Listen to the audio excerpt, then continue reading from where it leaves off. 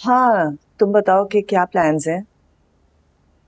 अच्छा, डिनर पे जा रहे हो तुम लोग? कौन से रेस्टोरेंट? अच्छा सुनो, मैं तुम्हें कॉल बैक करती हूँ। हाँ, ओके, खुदा हाफिज। मामा आपने मुझे यूनिवर्सिटी के लिए क्यों नहीं उठाया? बेटा, कल रात को तुम्हारी तबीयत खराब थी तो इस वजह से मैं सुबह आई, मैंने देखा कि तुम सो रहे हो तो मैंने तुम्हें जगाया नहीं।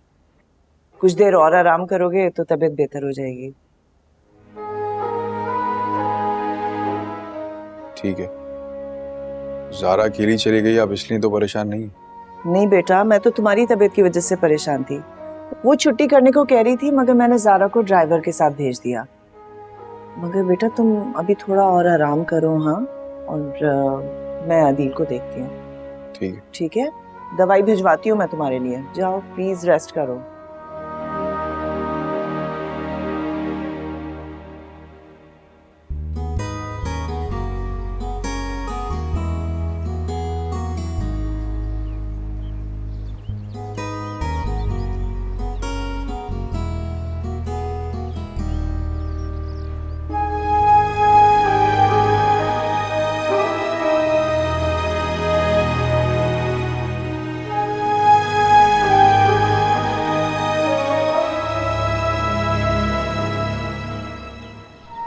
कामयाबी का ग्राफ बढ़ रहा है।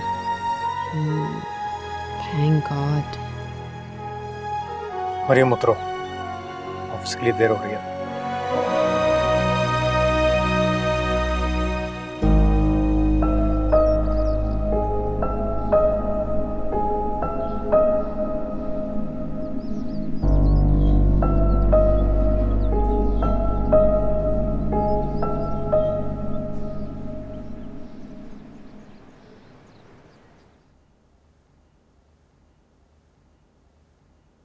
मेहरू, अब तुम कहाँ जा रही हो? एक तो तुम्हारे पाँव भी ना घर में नहीं टिकते। अब वो अम्मा बैंक तक जा रही हूँ। सुबह से जैन आकर बैठा हुआ है, पहले उससे तो मिल लो और उसी के साथ जाना बैंक।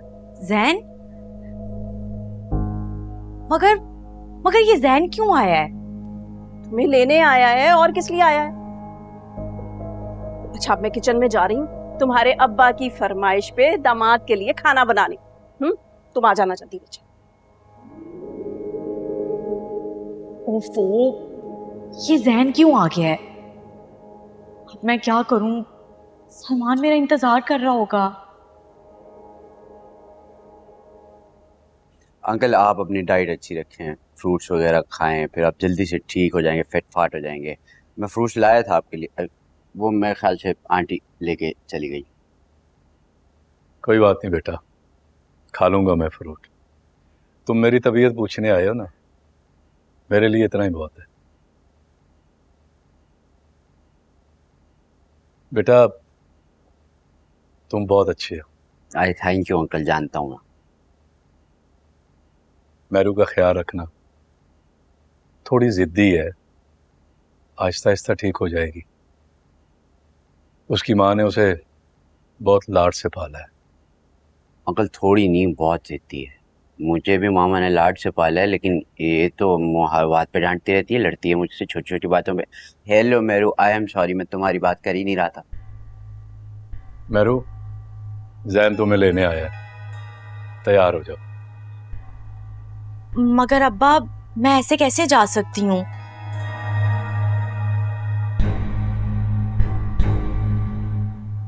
आपकी तबीयत ठीक नहीं है, अम्मा अकेली आपको और घर को कैसे संभालेंगी? जब तक आप ठीक नहीं हो जाते मैं यहीं रहूंगी आपके पास।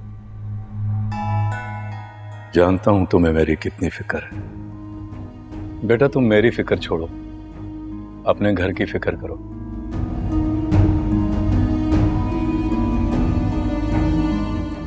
अपने ससुराल में दिल लगाने की कोशिश करो। खुश नसीब हो बेटा कि इतना प्यार करने वाला खामंद और खानदानी फैमिली मिली है तुम्हें।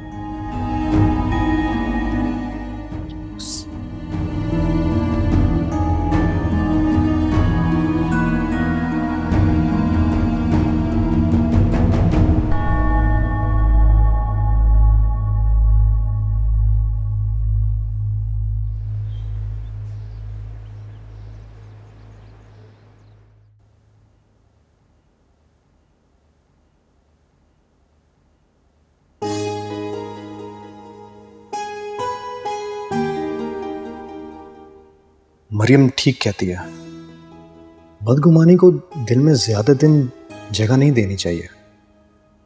और फिर गलती तो मेरी भी है ना।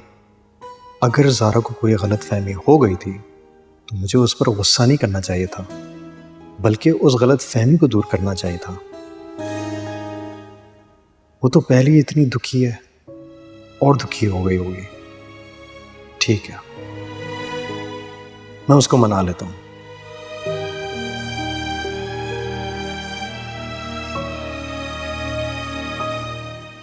नहीं, ऐसे नहीं, मैं उससे मिलके मनाऊंगा।